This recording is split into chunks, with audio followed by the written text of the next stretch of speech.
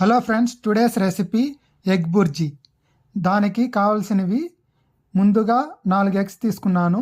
అలాగే 2 పెద్ద ఎర్రగడ్డలు తీసుకొని చిన్నగా తరుక్కొని ఇలా ప్యాన్లో ఒక 3 టేబుల్ స్పూన్ ఆయిల్ వేసుకొని అందులోకి బాగా ఈ ఆనియన్స్ కట్ చేసుకున్న ఆనియన్స్ ఫ్రై చేసుకున్నాను. తర్వాత అందులోకే ఒక 8 పచ్చిమిరపకాయలు సన్నగా తరుక్కొని వేసుకున్నాను. తర్వాత కొద్దిగా పసుపు వేసుకొని ఫ్రై చేసుకోవాలి. ఆ తర్వాత ముందుగా ఈ ఎగ్స్ 4 చెప్పాను కదా, ఆ 4 ఎగ్స్ ఇలా బ్రేక్ చేసుకొని బాగా ఫ్రై చేసుకోవాలి.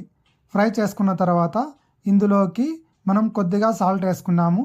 తర్వాత ఇది బాగా ఫ్రై అయిన తర్వాత మనం ఏం చేయాలంటే కొత్తిమీర చల్లుకొని దీన్ని సర్వ్ చేసుకుంటే చపాతీలకు కానీ రైస్లకు కానీ చాలా రుచిగా ఉంటుంది. మీరు కూడా ఇలా చేసి మీకు ఎలా వచ్చిందో